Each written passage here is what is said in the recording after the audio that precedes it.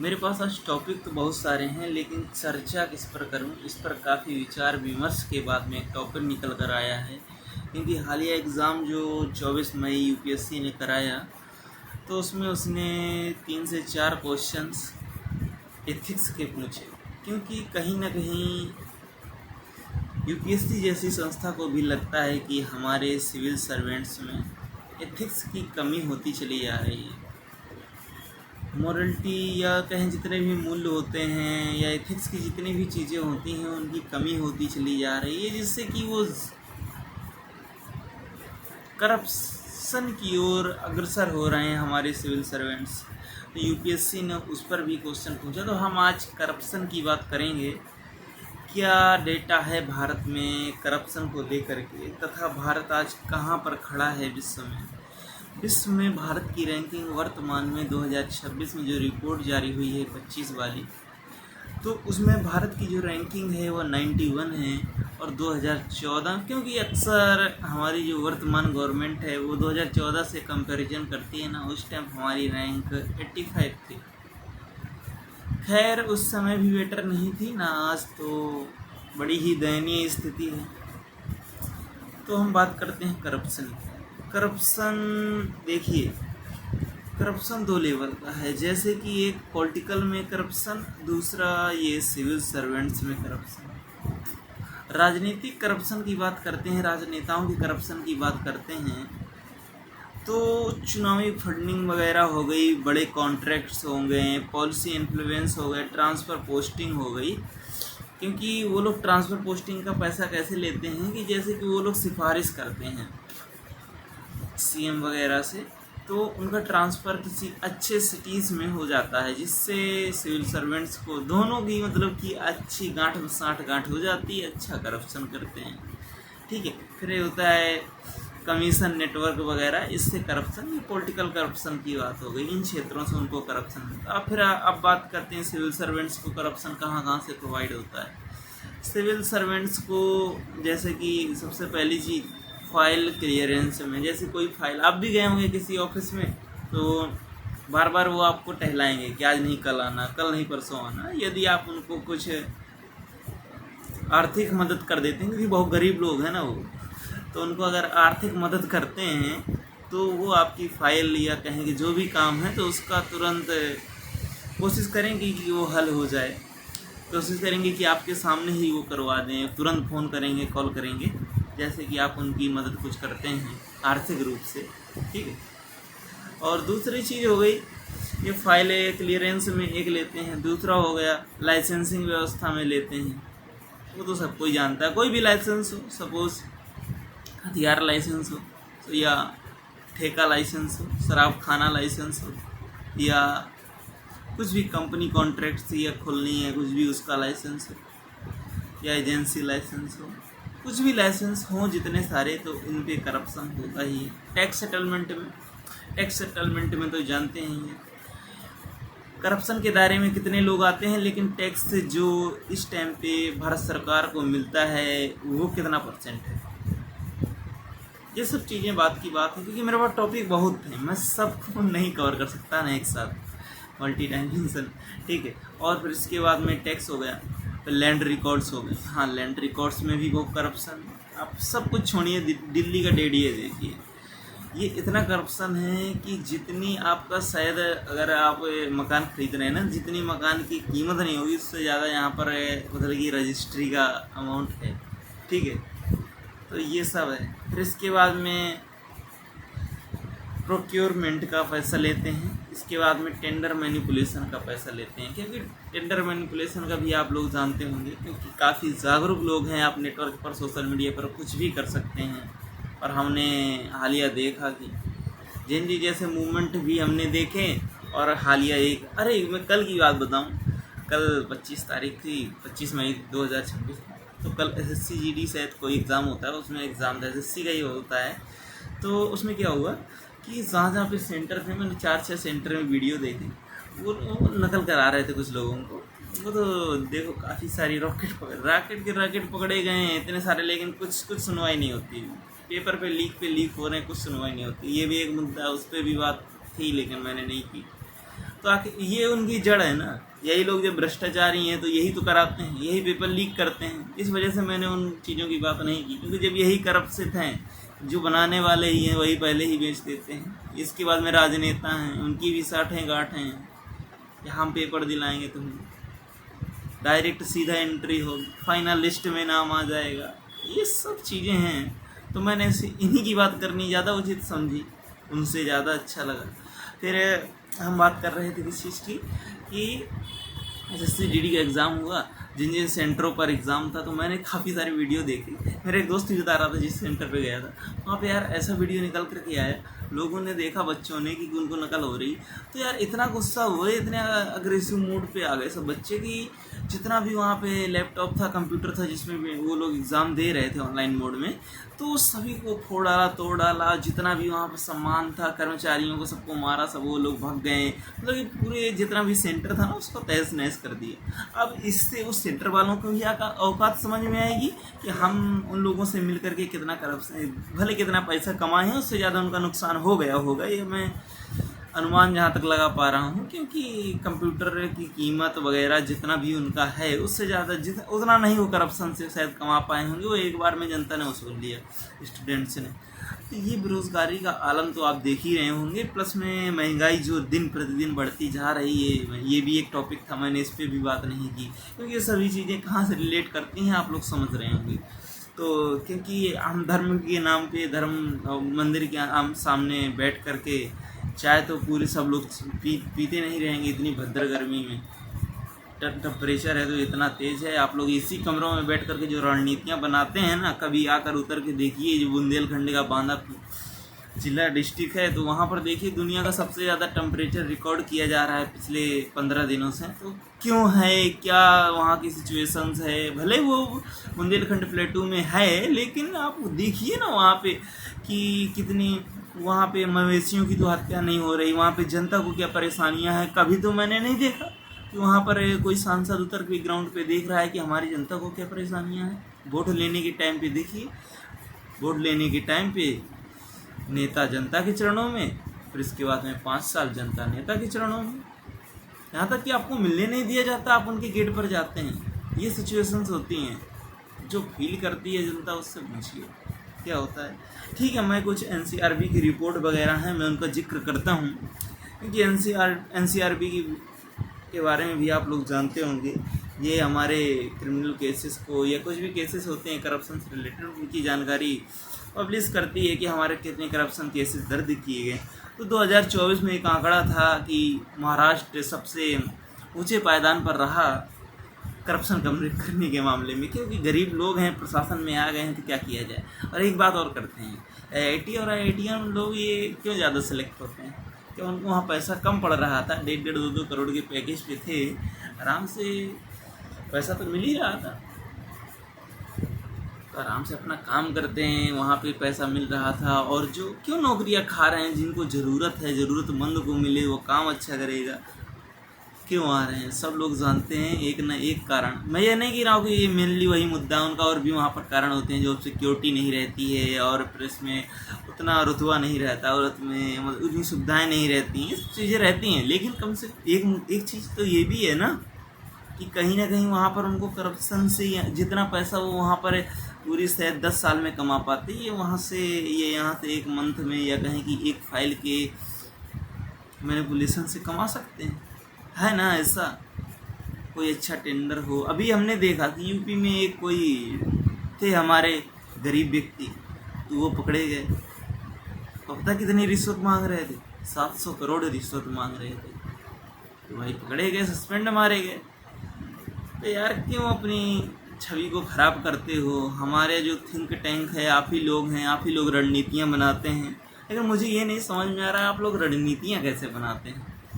क्योंकि मैंने अभी देखा कि हमारे मोदी साहब थे, वो कहाँ पर गए थे, फिनलैंड था शायद, तो फिनलैंड गए थे वो लोग। उनकी मीडिया आइडिया है ना, काफ़ी स्वतंत्र है, आप लोग कहीं पर भी जाकर किससे भी कुछ भी क्वेश्चन पूछ सकते हो। तो उन्होंने हमारे मोदी जी से भी पूछा कि आप जनता के सवालों का जवाब कब देंगे, कब आप पब्लिक मीडिया को बुला करके उनसे बातें करेंगे। तो इस तरीके के कुछ सवाल रहे, लेकिन उनका मोदी जी तुरंत निकल गए, यार आप अच्छे इतने बड़े देश के नेता हैं, उसमें पता है क्या कहा कि आप लोग अपने तरीके से लोकतंत्र की परिभाषा डिसाइड नहीं कर सकते हैं, ठीक है। लोकतंत्र आपके हिसाब से नहीं चलता कि आपने डिफाइन कर लिया जो आप बोलेंगे वही लोकतंत्र। आप दुनिया का सबसे बड़ा लोकतंत्र लिए बैठे हैं, तो कुछ बिल्कुल ग्राउंड लेवल की चीज़ें भी तो होती हैं जो कि होनी चाहिए। कम से कम जनता को पूछनी चाहिए, जनता से क्या आपने कितने बार आप जनता के सामने गए हैं, उनके सवालों का जवाब दिए हैं। ऐसा क्वेश्चन रहा लेकिन उन्होंने कुछ रिप्लाई नहीं किया, तुरंत चले गए वो गेट से निकल कर। आप खड़े होते, कुछ उनको डिफेंड करते, कुछ बोलते कि मुझे नहीं मीटिंग में टाइम मिल पा रहा। हमारा थिंक टैंक बेवकूफ़ है क्या? वहाँ पर बैठे थे इतने बड़े बड़े जो सिविल सर्वेंट्स हैं, जो काफ़ी एक्सपीरियंस्ड होते हैं, वही उनके आसपास रहते हैं कि वो बेवकूफ़ थे? कुछ ना कुछ बोलते, आप वापस भेजते हो उनको। पता है अब मोदी जी जब 2014 के टाइम पे थे ना, वो खुद से रणनीतियाँ बनाते थे। इतने क्या बोलते हैं, मनमोहन सिंह क्या बोलते थे जब वो पीएम थे कि मतलब कि सबसे जागरूक जो सीएम है ना, क्योंकि सीएम को मीटिंग लिया करते थे मनमोहन सिंह जी, तो वो बोलते थे कि सबसे जो जागरूक सीएम है वो पीएम मोदी थे। उस टाइम पे गुजरात के सीएम हुआ करते थे, तो सबसे जागरूक जो सीएम हैं वो नरेंद्र मोदी जी हैं, क्योंकि वो पता खुद से रणनीतियाँ बनाते हैं। रणनीतियाँ कैसे? जैसे कुछ भी प्लान है उनके राज्य में, ये समस्याएं हैं, वो समस्याएं हैं, ऐसे इसको ठीक कर सकते हैं, तो खुद से रणनीति बना के सभी चीज़ें लिख के खुद से ले जाते थे, काम करते थे, फाइल पे लिखते थे दिन में। अब आजकल क्या हो गया है, वो थिंक टैंक के गुलाम हो चुके हैं। खैर ये गलत शब्द है, लेकिन वो थिंक टैंक के बिल्कुल अपने माइंड से कुछ सोचते ही नहीं। अब वो जो उनको मिल जाता है वही बोल देते हैं। यार आप इतने अच्छे व्यक्ति रहे हैं, आपकी इतनी खैर क्या कहें, तो आप कम से कम ये हमारे थिंक टैंक को सोचना चाहिए था ना उस समय पे। आप उनको वापस भेजते, बोलते कि कुछ ना कुछ डिफीट करते, कुछ बोलते। इससे ये होता है ना कि आप कहीं ना कहीं भाग रहे हैं, उस चीज़ से बच रहे हैं। यार क्यों बच रहे हो? इतना बड़ा लोकतंत्र लिए बैठे हो दुनिया। खैर उनके दिल में सम्मान था पूछने वाले के, हमारे देश के प्रति, कि आप इतने बड़े लोकतंत्र हैं, हम समझते हैं कि आप सबकी सवालों का जवाब नहीं दे सकते हो ना, पूरी तरीके से संतुष्ट कर सकते हैं हर एक व्यक्ति को, लेकिन यार कम से कम जाकर के उनके सवालों को सुनना तो चाहिए था। आप किसी भी उनकी मीडिया का यहाँ पर वो हुआ ना, वो भी चाहते हैं कि आप हमारे इतने छोटे से देश में आए हैं, इतना बड़ा कोई पीएम है कितने बड़े देश का, तो उनकी छवि तो खैर इतनी अच्छी है इन चीज़ों के मामले में, करप्शन के मामले में हो या किसी भी चीज़ के मामले में हो। लेकिन थिंक टैंक को कहीं ना कहीं मेरे तरफ से जो मैं सोचता हूँ कि उनको डिफीट करना चाहिए, जाना चाहिए था, बोलना चाहिए था टाइम नहीं है हमारे पास, टाइम की कमी है, या कुछ भी बोलते कि अभी नहीं कर पा रहा हूँ किसी व्यस्तता के कारण, मैं भले कोशिश करूँगा या कुछ समय के बाद में मैं ज़रूर करूँगा, कुछ बोलते। खैर हमारा जो भी थिंक टैंक है या हमारे उनके आसपास रहने वाले गरीब व्यक्ति हैं, उनको सोचना चाहिए था, क्योंकि उनके लोग पर्सनल चार्टर में जाते हैं कभी कभी मीटिंग करने। मैंने देखा है पर्सनल चार्टर जा रहा है किसी के साथ में गरीब व्यक्तियों के लिए।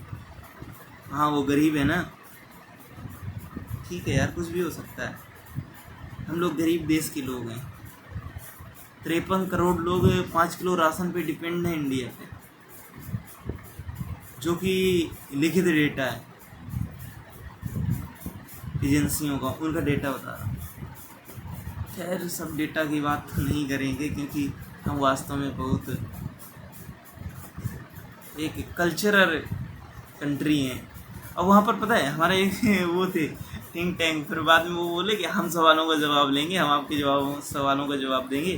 तो वही फिनलैंड पे, तो वो क्या बोलते हैं, हम देखिए कि हम कितने कल्चरल देश हैं, हमारे देश पे ये हैं वो हैं, हम सबकी सहायता करते हैं। यार पहले अपना पेट भर लो जब दूसरे की सहायता करना, ठीक है। अरे आप दुनिया पे अच्छी अपने देश की इज्जत बढ़ा रहे हो, लेकिन जब आपके घर का व्यक्ति मर रहा है भूख से, प्यास से, राशन के लिए डिपेंड है, कई लोगों तक अभी भी जो वर्ल्ड बैंक या IMF का डेटा है, सबको भोजन नहीं मिल पाता है, किन कारणों से, उनकी बात तो कर लो, उनकी बात होनी नहीं है, ठीक है। पर डे पेपर लीक कराने हैं आप ही लोगों की वजह से, गरीब लोग, कुछ पैसा मिल जाता है गरीबों को, ठीक है। अब मैं 2024 की जैसे डेटा की बात की तो महाराष्ट्र में सबसे ज़्यादा करप्शन के मामले 721 मामले दर्ज किए गए एक साल में। अब आप समझ सकते हैं तो कितने वहाँ पे डिस्ट्रिक्ट ही कितने होंगे, 700 प्लस 721 मामले दर्ज हों या 700 प्लस डिस्ट्रिक्ट होंगे। क्या हर ज़िले पे अगर एक नियम भी करप्शन करता तो क्या इतने डिस्ट्रिक्ट हैं वहाँ पे महाराष्ट्र में कि हर डिस्ट्रिक्ट में? इसका मतलब आप समझ सकते हैं कि डीएम तो करता ही है, हर लेवल पे करप्शन है। ऊपर से पैसा आता है ना हर चीफ सेक्रेटरी से लगा करके सब खाते खाते। इसीलिए तो हमारा वो देखते हैं आप ना कि कहीं पर रोड बन रहा है, सपोज मैंने अभी कई सारे रोड देखे कि पुल बनते हैं, सपोज वो नदी के ऊपर पुल बनते हैं, वो खड़े खड़े अपने मन से गिर जाते हैं। मतलब कि उन पर कोई ये नहीं कि काफ़ी बड़ा कोई ट्रक जा रहा हो या काफ़ी उसमें सामान लदा हुआ हो तो तब गिरते हैं। तो वो यार हवा में गिर जाते हैं, हवा में खड़े अपने मन से गिर जाते हैं। यार हमने वो देखा हावड़ा ब्रिज, बिना कोई एंगल के, बिना कोई उसमें क्या बोलते हैं सपोर्ट की, वो खड़ा हुआ ब्रिज है और ये 100-150 साल हो चुके हैं, 100-150 साल। तो वो बिना एंगल के खड़ा है, इतना मजबूत कैसे बनाया जा सकता है? आप लोग नहीं कर सकते? मैं मानता हूँ करप्शन है, वहाँ पर पहुँचते पहुँचते रुपया कम बचता है, फिर जो रुपया बचता है उससे काम किया जाता है, मैं भी समझता हूँ। लेकिन यार कम से कम कुछ तो काम अच्छा कर दो, उससे जनता की कितनी जानें जाती हैं। देखा आपने, एक बार मैंने देखा था एक पुल टूट गया था, काफ़ी लोगों की जानें गई थी। क्या होता है? कुछ नहीं होता, सब चला जाता है। 4 दिन की बातें, जहाँ पर 10,000 रुपये अकाउंट में आते हैं तुरंत जाके ऐसे अंगूठा लगाया जाता है, यहाँ पे स्याही लग जाती है। ठीक है, ये हमारे देश की सिचुएशन भी, जैसी जनता वैसी, जैसा राजा वैसा प्रजा। लेकिन प्रजा से यहाँ पर राजा डिसाइड होता है, लेकिन प्रजा जब अच्छी होगी ना, शिक्षित होगी। शिक्षित कहाँ से होगी? स्कूल बंद हो रहे हैं, जो अच्छे स्कूल थे उनको चलाया नहीं जा रहा है। और इतने बड़े महादेश जैसे राज्य में, उत्तर प्रदेश में, जो शिक्षक भर्ती जैसे मामले हैं वो कभी हुए नहीं। 4-5 साल से वैकेंसी नहीं है। स्कूलों को मर्ज किया जा रहा है, स्टूडेंट्स पढ़ें तो कहाँ पढ़ें, पढ़ाया ही नहीं जा रहा है। चाय बेचो, रेडी पटरी लगाओ, MSME वो क्या बोलते हैं, छोटे उद्योग शुरू करो, या कटोरा लेकर के मंदिर के बाहर बैठो। ठीक है, ये सब कर सकते हैं, रोजगार हैं भावी पीढ़ी के लिए। आप लोग इसी कमरे में बैठ के आपके बच्चे विदेश में पढ़ें, आपके बच्चे सांसद बने हर चीज़ में। अभी एक मामला भी हुआ कल का, 25 कल की दिन थी, हाँ 25 मई थी। तो दिल्ली का एक क्लब है जिम खाना क्लब, वहाँ पर एलिट क्लास को एंट्री मिलती है। एलिट क्लास मतलब बहुत ही हाई वर्ग के जो लोग होते हैं। मैंने देखा काफ़ी सारी यहाँ पर क्लब वाला फंक्शन है, आप लोग शायद कोई सीरीज वगैरह सुने होंगे या कुछ अच्छा सुने होंगे। तो वहाँ पर क्या चलता है कि बड़ी बड़ी सिटीज़ में कुछ ऐसे एलिट के वो होते हैं क्लब, आप कार्ड बन जाएगा, बस जाएंगे खाएंगे पिएंगे खा पी के चले जाएंगे, आपका कार्ड हो जाता है, बढ़िया अच्छा सा कार्ड बनता है। तो उस कार्ड की पता है वहाँ पर वेटिंग लिस्ट थी 35-35, 27-27 साल की, 40-40 साल की वेटिंग लिस्ट चल रही थी। कि मतलब कि पहले बात वहाँ भी मेंबरशिप लेने में 20 लाख रुपए लगता था। इसके बाद में मेंबरशिप तो मिलेगी तब मिलेगी जब कोई पुराना वहाँ से रिटायर होगा, प्लस में नया तभी इंक्लूड होगा उसमें। और नया इंक्लूड तब होगा जब आपकी पहुँच उच्च लोगों तक हो, या आप IAS PCS वगैरह किसी सिविल सर्वेंट्स हों, या आप कोई जजी से हों, एडवोकेट अच्छे हों, या बड़े एडवोकेट हैं या बड़े राजनेता हों, इन लोगों को एंट्री मिलती। क्यों? लोग वहाँ पर बैठ के आपस में साठगांठ करते थे, कैसे करप्शन करना है, सब मामले होते थे। प्लस में पता है दिल्ली जैसी सिटी में उनकी 30 एकड़ की ज़मीन, एक मेन हाइप और साउथ दिल्ली जैसे एक इतने अच्छे इलाके में, जो कितना महत्वपूर्ण इलाका है, PMO आवास उनके जस्ट बगल में है, ऐसे जगह पे इलाके पे इतनी बड़ी बड़ी ज़मीनें, ये सब राजनेताओं की ही तथाकथित साठगांठें हैं। तो मैं कुछ आंकड़े की बात कर रहा था। 2023 का जो आंकड़ा था उसमें हमने 4069 मामले दर्ज किए थे। ये सब NCRB की मैं रिपोर्ट के अनुसार बता रहा हूँ, ये कुछ मैंने डाउनलोड किया है NCRB की रिपोर्ट से, उसके अनुसार है। CBI द्वारा सिविल सर्वेंट्स पर केस किए गए 2018 में CBI ने, केवल CBI ने 200, हाँ एक भी डेटा और बताएं CBI से याद आया। देखिए जितने भी पॉइंट आए ना, मैंने काफ़ी सारे हर चीज़ों की चर्चा की, लेकिन मैं उन पर वीडियो नहीं बनाया क्योंकि मैंने इसमें काफ़ी सारी चीज़ें आपकी कवर हो जाएंगी। तो इसमें क्या है, सीबीआई जैसा, सीबीआई ईडी, ये पता है कितने मामले दर्ज करते हैं। ये सपोज 500 मामले दर्ज किए, सपोज 100 मामले दर्ज किए, 100 में से पता है कितने पे ये लोग मतलब कि करप्शन साबित कर पाते हैं। उन पर से इनका आप इमेजिन कीजिए कितने मतलब कि साबित कर लेते होंगे, क्योंकि अब काफ़ी इतनी बड़ी एजेंसी है सीबीआई ईडी, आप लोग नाम सुने होंगे। ये लोग बड़े वो लेंस लेके जाते हैं, बिल्कुल ढूंढते हैं कि कहाँ कुछ हुआ, कहाँ से कुछ मिल जाए, सबूत मिल जाए, बाल मिल जाए, डीएनए रिपोर्ट निकालेंगे। देखे होंगे ना वो एक शो भी आता है कुछ सीआईडी वगैरह, ये कैसे मतलब कि करप्शन मतलब ढूंढते हैं कि यहाँ पर किसने कत्ल किया, क्या किया। तो उसमें आप देखे होंगे कि कितने परसेंट तक लगभग वहाँ पर तो दिखाते हैं कि बिल्कुल हर मामला बिल्कुल ये लोग सॉल्व कर लेते हैं। यहाँ पर पता है सक्सेस रेट कितना है, ईडी का जो रेट है सक्सेस रेट वो 2% है, उससे भी कम चला जाता है कभी कभी। और सीबीआई का जो सक्सेस रेट है वो 5% से भी कम है, समझे। और सीबीआई को ओर से भी सुप्रीम कोर्ट कई बार बोल चुका है कि ये तो पीएमओ की कुंजी है, जब चाहें जब हिला दें, जिसके पास चाहे उसके पास भेज, जिस नेता को चाहे उसके पास करप्शन का आरोप लगाएं, लो दूसरे दिन उनकी पार्टी में करप्शन से रहे बिल्कुल फ्री। अभी देखे ना एक शुभेंदु अधिकारी किसी तथाकथित राज्य के सीएम बनाए गए हैं, तो वो पहले यही जो हमारी तत्काल वर्तमान केंद्र सरकार है वही वीडियो डाल के दिखाई थी कि देखो रिश्वत लेते पकड़े जा रहे हैं, नगद वेतन लिया जा रहा है, नगद बिल्कुल रुपए लिया जा रहा था। वीडियो था, इन्होंने अपने सोशल मीडिया पर पोस्ट किया था। आज उन्हीं की पार्टी से ये सीएम बने हुए हैं। जम्मू कश्मीर में आप उनका नाम सुने होंगे कि एक कोई थी, क्या नाम था यार उनका, एक मुस्लिम महिला थी ना, क्या बोलते हैं उनको, जो काफ़ी समय से सीएम थी और जब 370 हटा था उस टाइम पे ये हाउस अरेस्ट थी। तो पता है वही है जिनके नाम पे मतलब कि एक बार आतंकवादी थे ना हमारे देश पे, उन्हीं की सिस्टर, उन्हीं के लिए आतंकवादियों को छोड़ा गया था, उनकी सिस्टर के लिए। मतलब कि ऐसा केस हुआ था कि आतंकवादी भारत के पास थे, आतंकवादियों को छोड़ेंगे तब इनकी मतलब कि उनकी सिस्टर के लिए छोड़ा गया था। मतलब कि आज उन्हीं के साथ में हमारी वर्तमान सरकार, केंद्र सरकार का गठबंधन चल रहा है जम्मू कश्मीर में। उमर अब्दुल्ला तो सर कांग्रेस से मिलकर के सरकार बनाए हुए हैं, लेकिन जो वो एक महिला थी ना उनके साथ में कांग्रेस का आज, उनके साथ में आज इनका गठबंधन है हमारी बीजेपी का। और फिर इसके बाद हम असम देखते हैं। असम में तो आपने देखा ही, पहले वो कांग्रेस में थे तो भ्रष्टाचारी थे, इसमें आकर के बिल्कुल फ्रेश हो गए, बिल्कुल साफ, क्लीननेस 99.99% क्लीननेस, 0.2% अभी भी कहीं ना कहीं है। वो इसलिए बचा कर रखते हैं कि शायद उनकी पार्टी आ जाए तो उसमें भी जाने का चांस बना रहे थोड़ा बहुत। ठीक है, आगे चलते हैं, कुछ लंबित मामले देखते हैं। जैसे कि सीबीआई के पास पता है, आप इमेजिन कीजिए कितने मामले लंबित होंगे। एक डेटा इसमें दे रखा है, सीबीआई के पास जो अदालतों में इनके लंबित मामले हैं 7072 सीबीआई के लंबित मामले हैं। कई मामले या 300 इसमें दिया है 379, मतलब कि 379 मामले जो हैं वो 20 साल से भी ज़्यादा पुराने हैं। अब बताइए इतने लंबे केसेस, इतनी लंबी समय तक कौन जीता रहेगा। सीबीआई भी चला रही है, चलने दो भाई।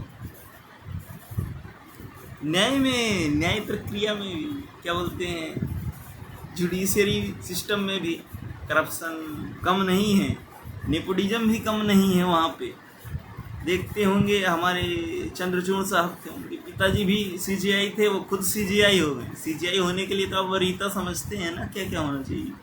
इससे आप समझेंगे जब वो उतने साल प्रैक्टिस किए होंगे, उतने साल जज रहे होंगे, उतने साल प्लस में एज होगी, उतने एज से होने के बाद में कितनी पावर रहेगी। ऐसे कोई सीजीआई नहीं बनता। प्लस में वहाँ पर वो हायरार्की में ऊपर होना चाहिए कॉलेजियम सिस्टम, तब वो कॉलेजियम सिस्टम से उनको चुना जाता है। अब देखें ना, उनके पिताजी भी सीएम खुद सीजीआई, उनके पिताजी भी सीजीआई, खुद सीजीआई। तो ऐसा थोड़ी होता है। अदर लोगों को भी मौका दीजिए। कुछ गिने चुने 70 से 80 फैमिली हैं जो कि जुडिशियरी में उन्हीं के लोग, उन्हीं के कोई फैमिली का कोई चाचा है, कोई भतीजा है, कोई मौसा है, कोई मौसिया है, फूफा है, कोई पता है। मैंने देखा कि चंद्रचूड़ फैमिली का उनका जो शायद लड़का था या भतीजा था वो केरला हाई कोर्ट के आसपास से, वहाँ से ये वो साउथ ही में थे, वहाँ से केसेस लड़ रहे हैं, मुंबई से है। और उनका कोई और था तो वो किसी और हाई कोर्ट से वहाँ से केसेस लड़ रहे हैं। क्योंकि वहाँ पता है ये अगर यहीं पर रहेंगे तो इनकी लिमिटेड रहता है ना कि एक परिवार से इतने लोग नहीं रह सकते। तो अदर कोर्ट से, हाई कोर्ट से वहाँ पर रहेंगे, वहाँ पर प्रैक्टिस करके वहाँ पर अच्छे एडवोकेट बन जाएंगे। फिर इनके बाद में शायद इनको सिफारिश के जरिए इनको हाई कोर्ट का जज बना दिया जाएगा। फिर वहाँ से ये लोग आ जाएंगे यहाँ पर, इनका ज़्यादा वरीयता रहेगी। क्योंकि छोटे से जब ये लोग रहेंगे ना तो इन हायरार्की में ऊंचे रहेंगे कोलेजियम सिस्टम से। इनको सब स्वतः सीजीआई बनाया जाएगा। नहीं सीजीआई बनते हैं तो सुप्रीम कोर्ट के उच्च जजों में रहते हैं ना, जो उनकी 33 जजों की पीठ होती है। खैर उसको भी अब बढ़ा दिया इन लोगों ने। 33 जज होते थे प्लस में सीजीआई 34 जज होते थे, उनको भी इन लोगों ने बढ़ा दिया। 19 में बढ़ाए गए थे, पहले 31 होते थे, फिर 4 बढ़ा दिए, 33 4 37 हो गए हैं, एक एक्स्ट्रा सीजीआई। अभी संविधान संशोधन हुआ 2026 में, मार्च 4 में हुआ शायद। ठीक है, अब हम बात करते हैं 2025 में चर्चित सीबीआई की रेड्स। मैं नहीं चर्चा करूँगा लेकिन मेरा काम नहीं है, आप लोग खुद सर्च कीजिएगा। आप लोग किनको वोट दे रहे हैं थोड़ा सोच कर समझ कर। और भी जिन टॉपिकों पर वीडियो चाहिए या मैं किन पर बना सकता हूँ मुझे कमेंट कीजिएगा। ठीक है, फिर बस हो गया। क्योंकि हम भी कुछ तथाकथित ऐसी ही जॉब के लिए अप्लाई करने का सोच रहे थे। इस बार एग्ज़ाम नहीं दिया, इस वजह से नहीं दिया कि हमारा कुछ स्टैटिक्स पोर्शन था उसका तैयार नहीं था। स्टैटिक्स पूछा ही नहीं गया। करंट था, करंट अच्छा था हमारा करंट, लेकिन थी ना रिवीजन। एक बार लगता है कि यार इस बार ना दे, अगले बार से देते हैं। ठीक है, कुछ नहीं, हमें उसी गरीब फैमिली में हम भी जाना चाहते हैं। एक गरीब अधिकारी हैं भाई, पैसा तो मिलता नहीं उन लोगों को। गरीब लोग हैं, कमा लें, जनता की, गरीब जनता का पैसा खा लें, भला हो जाएगा उनका। यहाँ पर वो चीज़ नहीं लागू होती। आप लोग सुने होंगे कि ये लोग ज़्यादा करप्शन करते हैं तो इनके फैमिली के बच्चे अच्छे नहीं होते। ये चीज़ें नहीं यहाँ लागू होती हैं क्योंकि कुछ ये लोग, इनके पास इतना पैसा होता है कि वहाँ पर कुदरती मिजाज भी बदल जाता है। क्योंकि इतना पैसा कमा चुके होते हैं, कोई भी बीमारी या कुछ भी होता है तो हाई क्लास फैमिली होती है, कहीं ना कहीं से इलाज या यहाँ पर नहीं हो तो विदेश में इलाज करा लेते हैं। ठीक है, वीडियो को एंड करता हूँ। कुछ ज़्यादा नहीं बोलना चाहिए क्योंकि वर्तमान सरकार काफ़ी अपने प्रति और अपने अधिकारियों के प्रति काफ़ी संवेदनशील है, काफ़ी अच्छे तरीके से जनता के लिए, भलाई के लिए काम कर रही है। तो जय हिंद दोस्तों।